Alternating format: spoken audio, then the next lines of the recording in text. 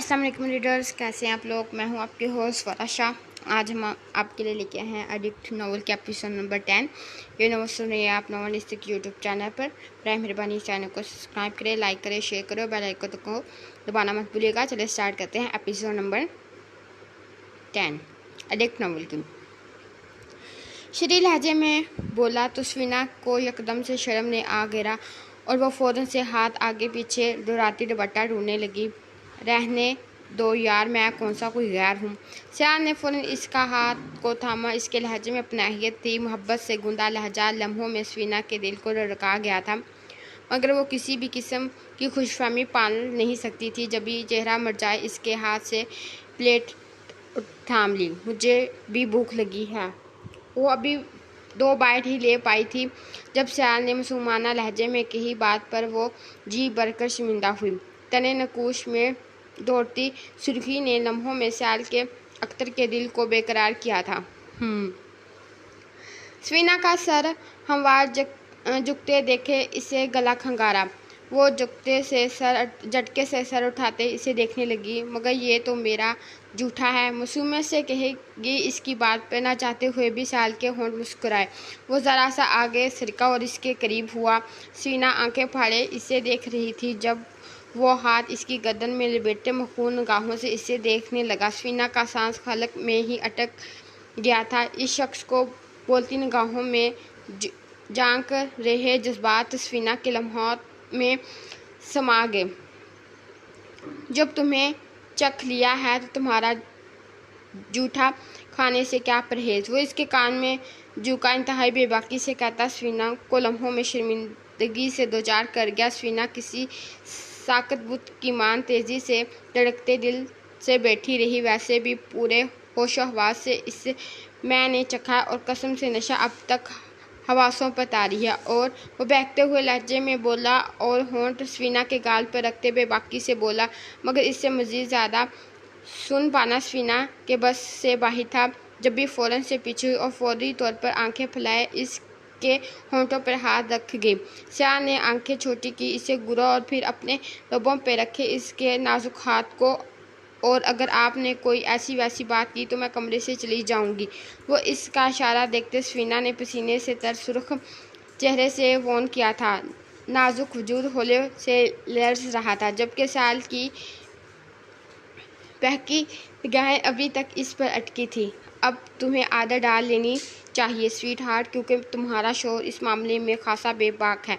वैसे भी अब मुझे अक्ल आ गई है और मुझे तुम पर ये कर सूरत साबित करना है। और मुझे तुम पर यह हर सूरत साबित करना चाहता हूँ कि मुझे एक मोहब्बत करने वाला अच्छा शोर हूँ कि मैं वो एक तक मैं बात साबित ना कर दूँ। जब तक ये बात मैं साबित ना कर दूँ तो मैं चुप नहीं होने वाला। वो मुतमईन से अपनी बात कहते आखिर में कंधे उछा गया, जबकि सफीना आंखें फैलाए मुंह खोले इसे देख रही थी। क्या हुआ, नहीं खानी बिरयानी? वो आप खा लें, मुझे भूख नहीं, वो मुतज़ब्ज़ब सी कहती प्लेट इसकी जानिब बढ़ा गई। जब सियाल ने मुस्कुराते हुए प्लेट थामी और एक चमचा भरकर इसके सामने की। तुम खाओ अच्छे से, मेरा मूड कुछ और खाने का है। वो आंच जीती लबों निगाहों से गोया हुआ तो सफीना के नवाले खलक से उतारना मुश्किल हो गया। इसकी हालत देख के सियाल ने फ़ौरन इसे इसके करीब होते इसकी पीठ थपकी, जिस पर वो खांसते हुए मुश्किल से नवाला निगल पाई थी। क्या हुआ? वो अनजान बनता इसका सुर्ख अंगारा चेहरा देखकर मुतफक्कर फिक्रमंदी से पूछा। कुछ नहीं, बस मुझे नींद आ रही है अब, वो कहते साथ ही फ़ौरन रुख मोड़े कंफर्ट तक सर तक ताने लेट गई। सियार ने मुंह खोले हैरत से इसकी हरकत को नोट किया और फिर प्लेट एक तरफ रखते वो खुद भी इसके पास हुए कंफर्ट इससे उतार गया। सफीना ने गर्दन मोड़े हैरानगी से इसे देखा। कहा ना मेरा कुछ और खाने का मूड है, तुम बना सोने लगी हो। वो इसके पास लेटे सफीना का सर उठाए अपने कंधे पर रखते तासफ से बोला। सफीना का मुंह हैरत से खुल गया। देखा नहीं, बस महसूस करना इन लम्हों को। इसे एहसास हो, बस बहुत हो गया ये अजियत भरा खेल। मैं जान चुका हूँ कि असल मोहब्बत वो है जो एक महरम हलाल रिश्ते में बनकर तुम्हारे साथ जुड़कर मुझे तुमसे हुई है कि वो जिसके मैंने गुण गाया करता था वो अपने बुरे रवैये पर बहुत नादिम हूँ। मैं सब कुछ ठीक करना चाहता हूँ सफीना, अपने रिश्तों को एक बेहतर आज और कल देना चाहता हूँ। क्या दोगी तुम मेरा साथ? वो संजीदगी से इसका चेहरा देखते इसे तसव्वुर कर रहा था, इफ्तिसार कर रहा था, जो खुद यकटक इस हसीन मर्द को देख और सुन रही थी। नामुमकिन ही तो है इसकी बातों पर यकीन करना ना। क्या वाकई मैं सयाल और अख्तर और इसकी मोहब्बत हुई थी? यही सयाल अलग अगर अब मुझे अजियत दी तो कभी माफ़ नहीं करूँगी। वह बेहद नज़दीक था इसके, इसकी सांसों को कैद किए वो बहका जा रहा था और सफीना का एक अनजाने खौफ से डर रही थी। वो इसकी पनाहों में कैद नम निगाहों को झुकाए लरजते हुए बोली थी। सयाल इसके हर दर्द से वाकिफ़ था। वक्त बहुत जल्द ये साबित कर देगा कि सयाल अख्तर तुम्हारे लिए किस हद तक मुखलिस है। इसके कान में गमगीन सरगोशी करते सयाल ने अपने पनाहों में छुपा लिया और खुद जो खौफजदा सी इसकी साल में कैद थी। एज़र का हाथ अपने हाथ में थामते वो कदम दर कदम चलता पैलेस में दाखिल हुआ। एज़र ने बेसाख्ता ही इसके बाजू को मजबूती से जकड़ा जो इसे सा लिए अब रज़ा बेग के कमरे में जा रहे थे। शमीर इसके खौफ से बाखूबी वाकिफ़ था, मगर इन हालात का सामना करना बेहद ज़रूरी था। मेरा बच्चा। वो दरवाज़े पर रुकते इससे पहले कि वो ना करते तहमीना बेगम बेहाल सी बाहर निकली। आंखों के सामने अपने बेटे को देखते वो ममता की मारी तड़पती इसके सीने से आ लगी। मीर ने ना चाहते हुए भी अपना हाथ इनके गिर्द फैलाया जो अब बाकायदा रोने लगी थी। मोम इनका रोने इसे तकलीफ़ दे रहा था। वो बेचैनी से गोया हुआ तो वो इसी से दूर हुई आंखें साफ करने लगी। कितना याद किया मैंने तुम्हें, भला कोई अपनी माँ को ऐसे रूठता है? तुम जानते हो ना मैं तुम्हारे बिना नहीं रह सकती। खफा निगाहों से इसे खुद खुबारू बेटे को देखती और अपनी दिली कैफियत से पर आश्कार करने लगी। शमीर ने गहरा सांस फिजा का सबूत किया।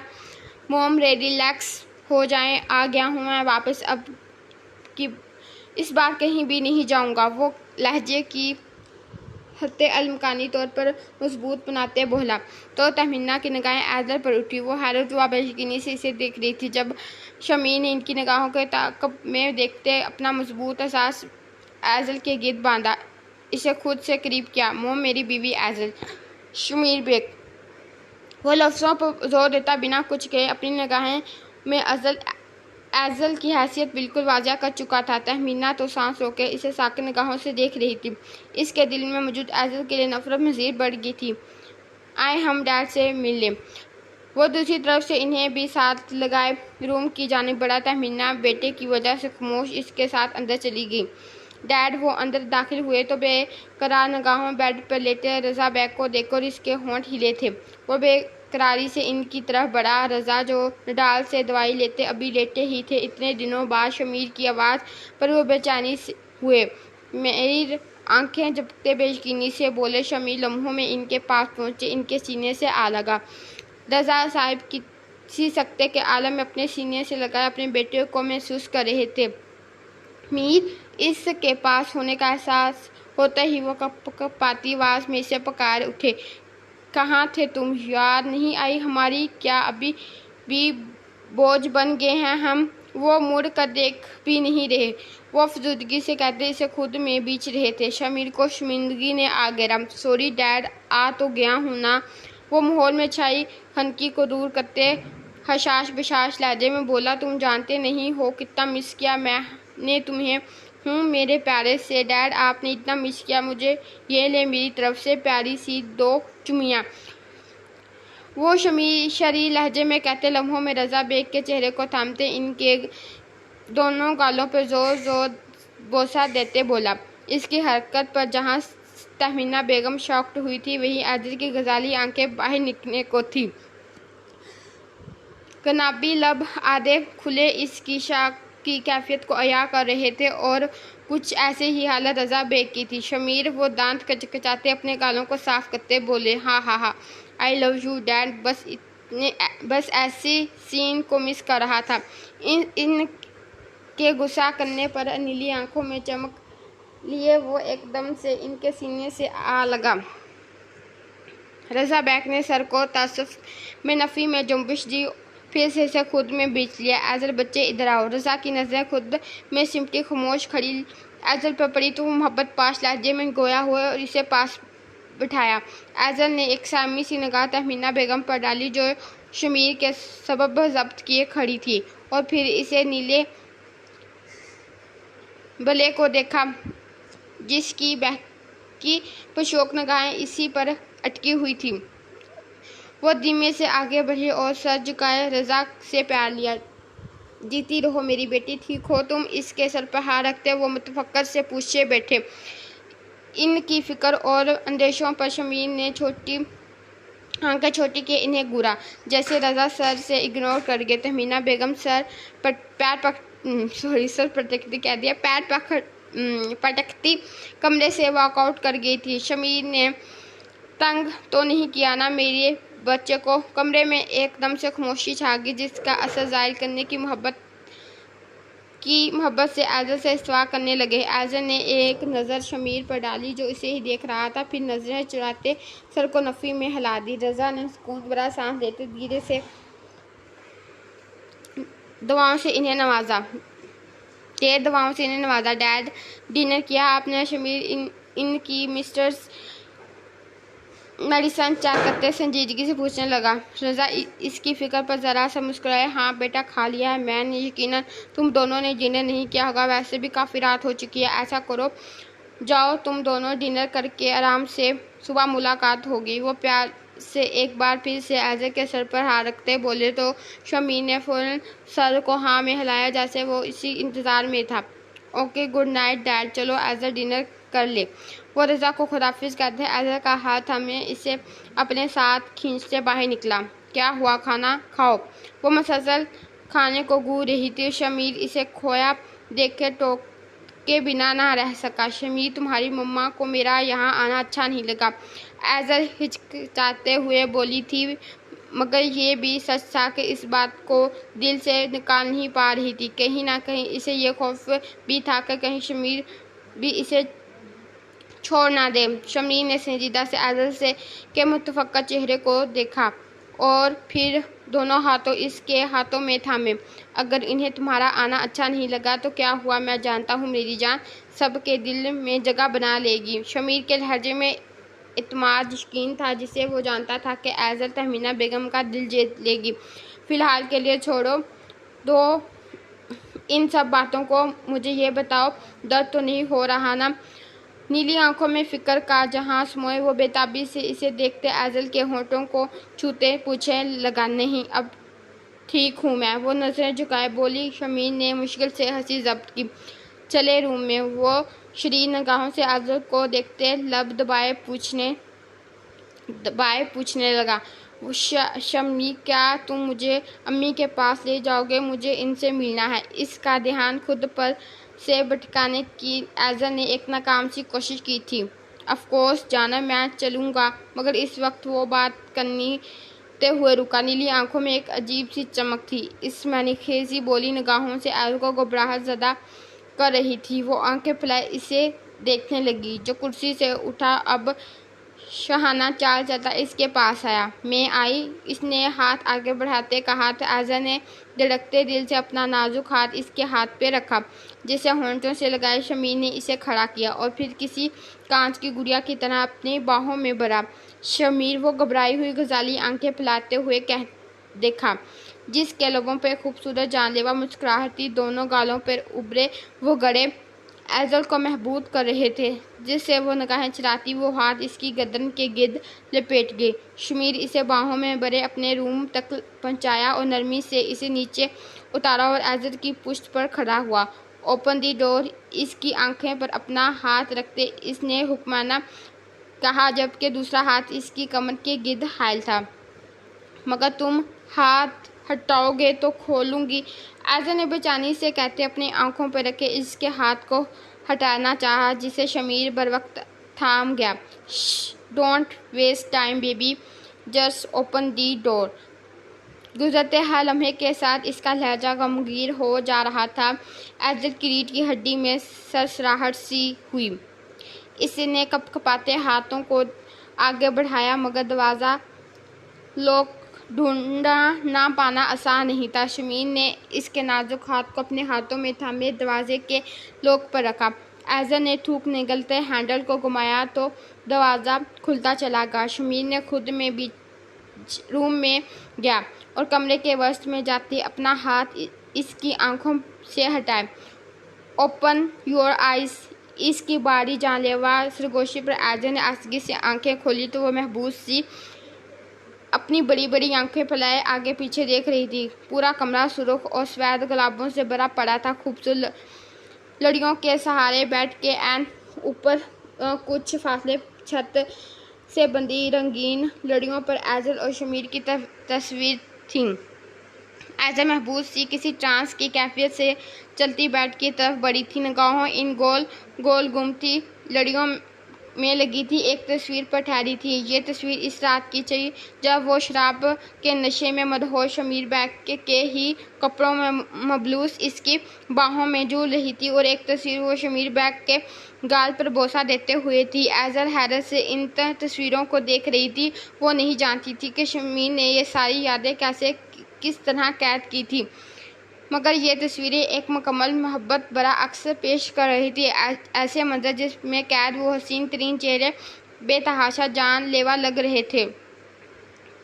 एक की आंखों में महवियत की सुर्खी थी और दूसरे की आंखों में खुमार। ये सब वो बोलते हुए रुकी। आवाज़ अचानक ही भीग गई। आंखों में एक दम से मोतियों से आंसू तैरने लगे। ये सब मेरी ज़िंदगी के वो कीमती लम्हात हैं जो तुम्हारे होने से मुझे मुयस्सर हुए हैं। इसके लहजे का भीगापन महसूस करते शमीर ने अपनी बाहों का मजबूत असार इसकी तरफ बांधा और अपने दहकते पुरहुद्दत होंठ इसके कंधे पर रखे तो एजल ने बामुश्किल से आंसू के गोले को हलक में निगला। माना के यकीन करना पाना मुश्किल है, मगर शमीर बैग के जुनून, इसके ज़िद और इसकी खुद सरी को देखे एजल के लिए यकीन करना पाना इतना मुश्किल नहीं रहा था। शमीर बैग अपनी ज़िंदगी का सबसे कीमती असासा मानने लगा था। अगर तू ये सब लम्हों की कैद तक है तो बहुत पछताओगे तुम। क्यों मेरे जज्बात, मेरी मोहब्बत को रोने के बाद भी कभी भी माफ़ नहीं करूँगी तुम्हें। वो एकदम से मुड़ी, अपनी नम हुई बड़ी बड़ी आंखें मुकाबिल की समुंदर गहरी नीली आंखों में डालते बोली। शमीर के लम्हों इसे देखता रहा और फिर एकदम से इसे अपने करीब तर खींचा, इतना कि इसकी तीखी नाक एजल की छोटी सी सुर्ख नाक से मिस हो रही थी। इसकी नथनों से निकलती नरम गरम सांसें एजल जवेद अख्तर के चेहरे लम्हों में लाल कंदारी कर गई थी। कहा तो है कि जुनून हो तुम मेरा, शमीर बैग का जुनून, मेरी एडिक्शन जो हर गुजरते सेकंड के साथ बढ़ती जा रही है। इसका लहजा बेहद बोझल था। सरसराते होंठ एजल की कनपट्टी से इसके कान की लू तक सफ़र करते अंदर तक लर्जा गए। जुनून ख़त्म भी तो हो सकता है, आदतें बदल भी जाती हैं शमीर बैग, और अगर ऐसा हुआ तो मैं खुद ही तुम्हें छोड़कर चली जाऊंगी। वो खफगी से गोया हुई। इसे लगा कि वो कहेगा कि वो मोहब्बत है इसकी। वो चाहने लगा है इसे जैसे हर औरत अपने शोर से मोहब्बत भरे दो बोल सुनना की ख्वाहिशमंद होती है। वैसे भी एजल इसी मोहब्बत के इजहार की मुंतज़िर थी, मगर शमीर का इजहार जुनून इसे बिल्कुल ना बाया था। एजल का खुफगी से दिया गया जवाब, चेहरे का रुख फेर लेना, एकदम से शमीर के होंठों पर सरसराही सी मैनी खेजी मुस्कुराहट दुहराई। इससे हाथर एजल की गर्दन पर रखते एकदम से इसका रुख अपनी तरफ किया और इससे पहले कि वो संभलती या फिर कुछ रद्द अमल दिखाती, शमीर बैग इसकी सांसों को जहराना तरीके से अपने लबों में कैद कर चुका था। इसकी बढ़ती जुनून खेज शिद्दत बड़ी गिरफ्त एजल को लम्हों में बेजान कर गई थी। इससे पहले कि वो बेजान होकर गिरती, शमीर बैग ने अपना बारी हाथ इसकी कमर के गिर्द फैलाया। इसे नरमी से बेड पर लटाते वो बेहद संजीदगी से बेतासुर चेहरे से एजल के सुर्ख अंगारों हुए चेहरे को देख रहा था, जो गहरे गहरे सांस भरती खुद को नॉर्मल करने की कोशिश कर रही थी। When I am saying that you are only me, then where don't this question for living come from?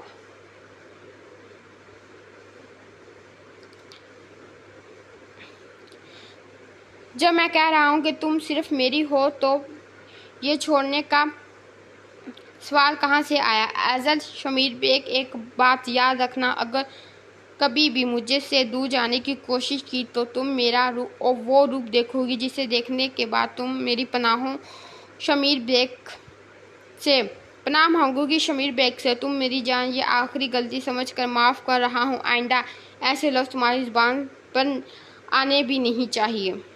वो इसका गाल थपथपाते अपनी बात कहता एकदम से सीधा हुआ तो एजल कब से रुका सांस बहाल किया था। अपनी आंखें खोले वो जिससे ही शमीर को देखने लगी, जिसका सर एकदम से चकरा आ गया।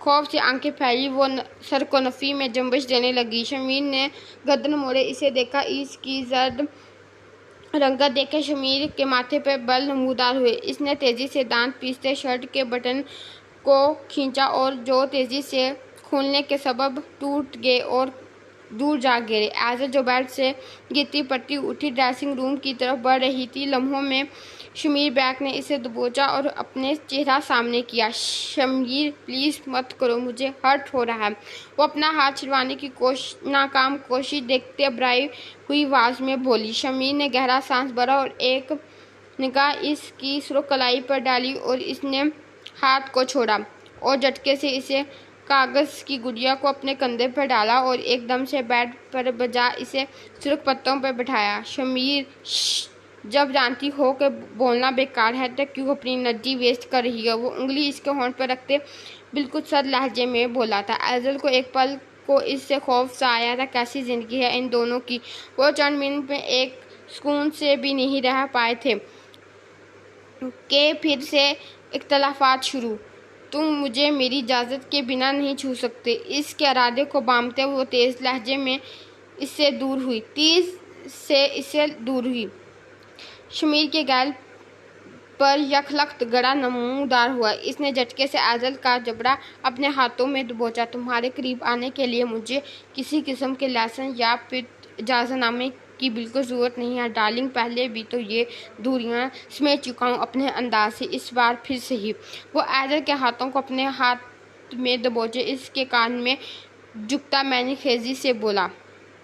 एजल अपनी पूरी कुव्वत से इसे खुद से दूर करने की कोशिश कर रही थी। जवाबन महदोशी इसके लहजे के हर नक्श को बेकरार नगाह होंठों से चूम रहा था। जानती हो कितना तड़पा हूँ मैं, किस कदर खौफजदा रहा हूँ। ये सोच के मेरी जान ले रही थी कि अगर वो कहते हुए एक पल को रुका। एजल का हरकत करता वजूद सुन पड़ गया था। इसे ऐसा महसूस हुआ जैसे वो रो रहा हो। अगर तुम्हें कुछ हो गया तो मैं कैसे जीऊँगा, कैसे माफ़ करूँगा खुद को? तुम तो नहीं जानती मेरी हालत, मेरे पागलपन को कभी जान नहीं सकती। एजल, तुम्हारे पास होते हुए भी दूर रहना मुझे मार रहा है अंदर से। मैं नहीं रह सकता तुम्हारे बिना। I need you in every conditions.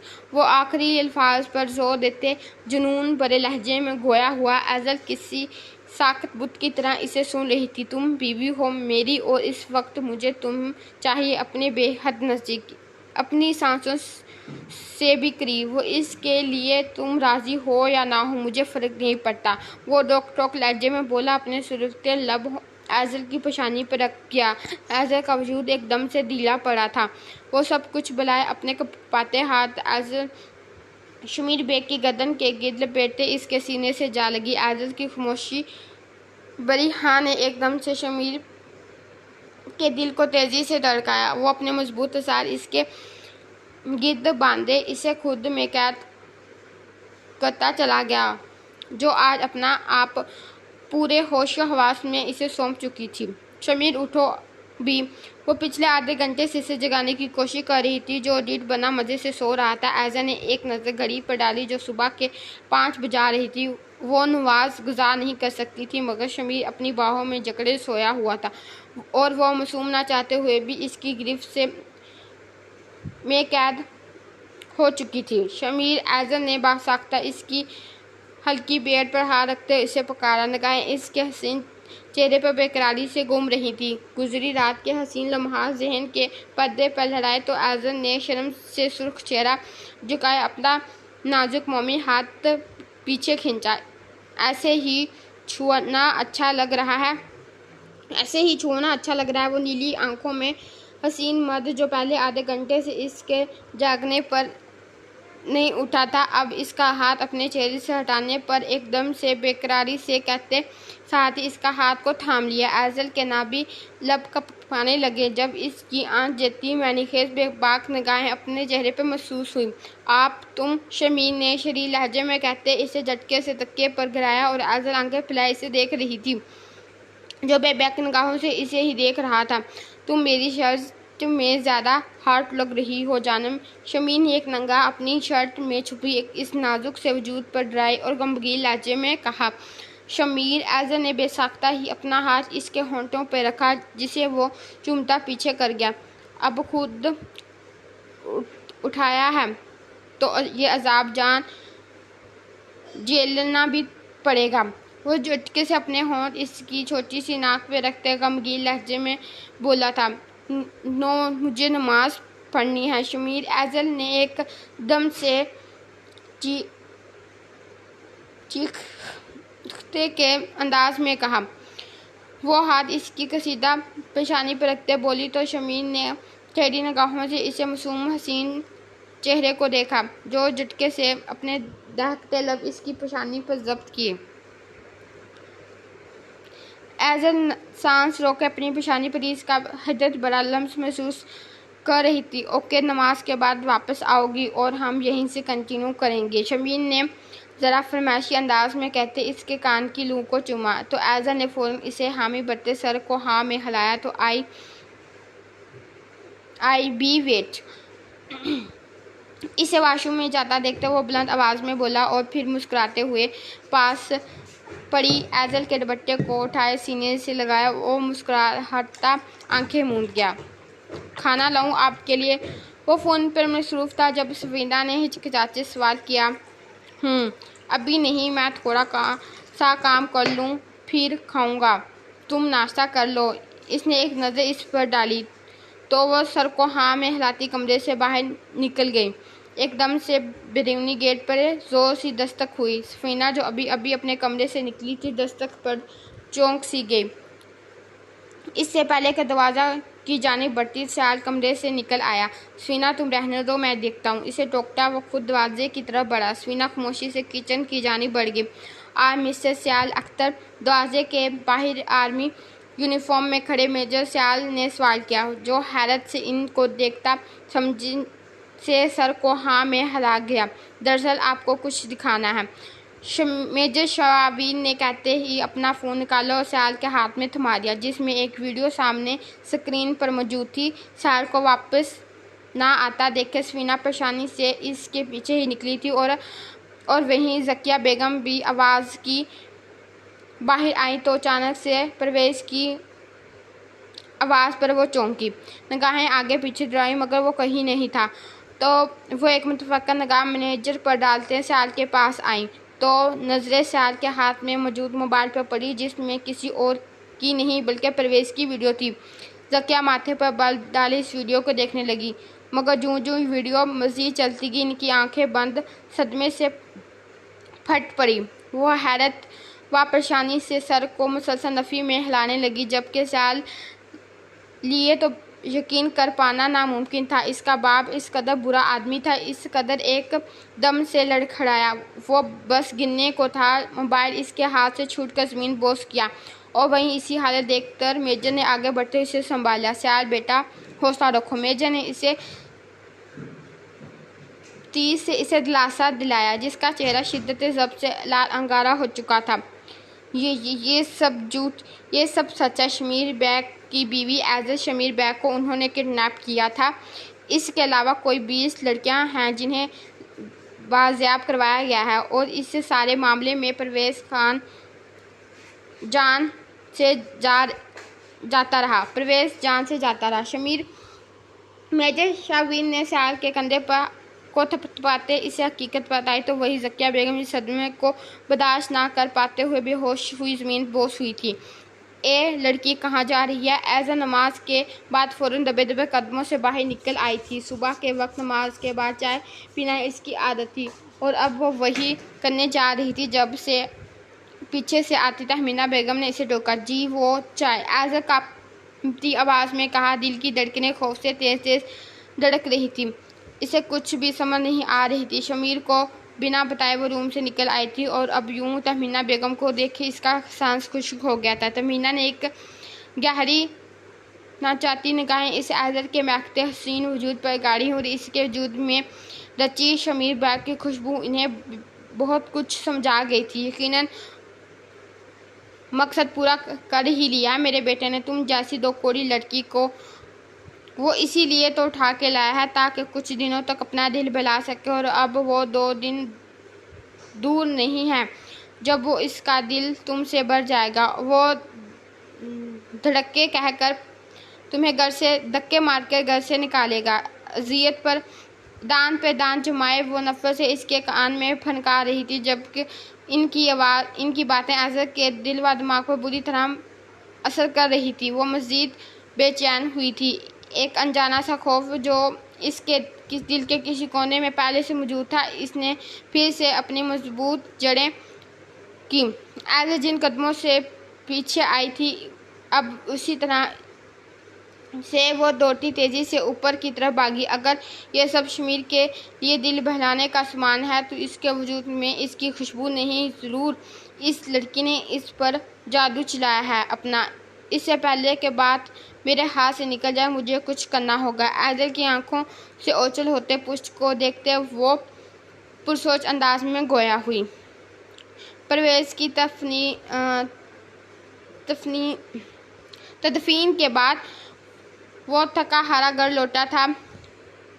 Zakia बेगम का रो रो के बुरा हाल हो चुका था। बरसों का साथ था, वो कैसे यकीन कर लेती इनका शोहर ऐसे बुरा इंसान है। सयाल को ऐसी चुप लगी थी कि वो साकत किसी बूत की तरह खामोश हो गया था और सफ़िया तो इसकी खामोशी से डर रही थी। महल्ले वालों ने तो मियत पर आने से इनकार कर दिया था। कल तक जो लोग ऐज़र को बुरा भला कह रहे थे आज इनकी बातें परवेज़ की बुराइयां करना ते ना थक रहे थे। इन्हें यकीन हो चुका था ऐज़र के घर से भागने के पीछे भी परवेज़ का ही हाथ था। सयाल के चंद दोस्त ही थे जिन्होंने कफन दफन में इसकी मदद की। वो सारे दिन का थका हारा रात के आखिरी पहर लौटा। दरवाज़ा खोलने की आवाज़ पर सफीना एकदम से उठ बैठी। निगाहें जैसे इस बिखरे हुलिये में बेबस आते सयाल पर पड़ी तो इसके दिल में ठेस उठी थी। कल तक जो लड़का फ़ख्र से सर उठाकर चलता था आज अपने बाप की हरकत की वजह से वो सर झुकाए वह वापस लौटा था। इसके झुके कंधे सफीना को तकलीफ दे रहे थे।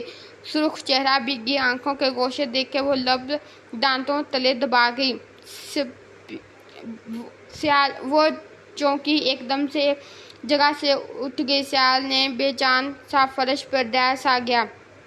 इसके यूं गिरने पर वो खौफ से भागती इसके करीब घुटनों के बल बैठ के इसका चेहरा हाथों में थाम गई। सयाल रोने के सबब सफीना की आवाज़ घुट रही थी। इसे एक हट्टे कट्टे मर्द को यूं बेबस होता देख इसे बस से बाहर था। आप उठें प्लीज़, आप इतना तेज़ बुखार है। अपनी सुर्ख हो रही नम आंखें रगड़ते वो कपकपाते नाजुक वजूद का हिसार इसके गिर्द बांधे बोली थी। सियान ने एक पल को अपनी दूर दर्द से चून निगाहों से इसे देखा और फिर अपना भारी हाथ इसके कंधे पर रखा। सफीना बहुत मुश्किल से खड़े होते इसे सहारा करके खड़ा कर गई जिसका वजूद बुखार से फनक रहा था। पानी पी लें। सयाल इसे बेड पर सहारा से बिठाती वो एक हाथ से इसे पास पड़े जग से पानी का गिलास उंडेलते बोली और फिर इस गिलास लबों से लगाया जिसे वो 2 घूंट बच कर पीछे कर गया। शायद आप ठीक नहीं है, मैं डॉक्टर को बुलाती हूँ। इसे ठीक से बिस्तर पर लटाते वो हड़बड़ाती हुई उठी। जब एकदम से सयाल ने इसका हाथ थामा, सफीना ने हैरत से इसे देखा जिसने आधी खुली आंखों से सर को नफ़ी में हिलाया। सफीना खामोशी से इसके पास बैठ गई। मैं असर दवाऊँ आपका, वो बेजाने से इसकी हालत से खौफजदा हो रही थी। सियान ने इसका हाथ बेहद नरमी से थामते इसे अपने पास खींचा और फिर अपने हाथ इसके गिर्द बांधते अपना बुखार से तपता चेहरा इसकी गर्दन में छुपाया। सफीना बेबस थी। वो जानती थी कि वो अंदर से टूट चुका, शायद इसकी तकलीफ हद से ज़्यादा थी। सफीना जानती थी इसे संभालना पाना मुश्किल था, मगर नामुमकिन नहीं था। इसकी आंखें बंद को देखा सफीना ने बेसाख्ता अपने इसके सर पर होंठ रखते आंखें मूंद ली। क्या हुआ? आयु ओके? वो रूम में आई बेहद परेशान दुखी थी। इसे सफ़ेद कमीज जो इसे शमीर ने ज़ेबतन की हुई थी और इसके बटन बंद कर रहा था, शाल लाना अनचाल चलता आज़िल की जानिब बड़ा गमगीन लहजे में मोहब्बत फ़िक्र समोए बोला। आज़िल ने एकदम से चौंकते हुए इसे देखा। कुछ नहीं, वो दास्ताना तौर पर तहमीना बेगम की कड़वी कसीली बातें छुपा गई थी। सुर्ख लबों को दांतों तले कुचलती, हिजाब के हुलिये में लिपटी पर नूर रोशन चेहरा शमीर बैग की आंखों की सुर्खी को बढ़ा गया। वो 2 कदम का फासला 1 कदम में तय किए इसकी बेहद करीब हुआ, इतना कि आज़त जो इस वक्त अपने आप में उलझी हुई सी थी, अपने चेहरे पर मुकाबिल की दागती सांसें महसूस करते हुए हड़बड़ाई के आलम में पलकें उठाए इसे देखने लगी, जिसकी गहरी रोशन निगाहें आज़त के सभी चेहरे पर ठहरी एक जज़ब के आलम में महबूब का दीदार कर रही थी। तब तुम कह जा रही हो? सफ़ेद सूट में मबलूस वो शाना वजीहा मर्द इंतहाई का बेहद हसीन लग रहा था। इतने महीनों के साथ वो आज पहली बार आज़त ने इसे कपड़ों में देखा था। अब जब होश संभाला तो इसका एक अलग दिलकश रूप इसकी निगाहों में तस्वीर बर्पा कर गया। वो हसीन आंखों वाली लड़की धड़कते दिल से इसके रोशन चेहरे को एक नज़र देखती निगाहें फेर गई। मबादा दिल की चोरी पकड़ी ना जाए। शमीर बैग की निगाहें इस हसीन आंखों के इत्तेकाद से हटी तो छोटी सी सुर्ख हो रही नाक और फिर गाल हुए गुलाबी गालों पर आ ठहरी। दिल में एक अजीब सा सरूर सा उठा। वसब की तवील घड़ियों के बावजूद भी वो खुद को तिश्ना लब महसूस हो रहे थे। ब्यूटीफुल बीवी, मगर इस वक्त किसी काम से जाता हूँ, होप सो जड़ लौट सकूँ और अपनी वाइफ को जी भर के देख कर पूरी हसरत कर पाऊँ। इसका बारी हुआ गमगीन लहजा इसकी दिल की धड़कन की हलचल की अक्साई कर गया था। बेकरार हो रहे हैं अनाबी लब मुकाबिल खड़ी आज़िल के शवाफ माथे पर सब्त की और कई सानिया आंखें मूंद गया और एक सुकून सा था जो इसकी लम्स में गर्दिश करते इसकी रूह में सराहियत कर गया था। माहौल की बढ़हरी खनकी में इन दोनों की बेताशा हंगम हो रही थी। धड़कनों के मेल ने एक अलग सा समा बांध दिया था। चलिए रीडर्स, ये एपिसोड इधर ख़त्म करते हैं। इंशाल्लाह ताला आपको नेक्स्ट एपिसोड में मिलेंगे। अल्लाह हाफिज़।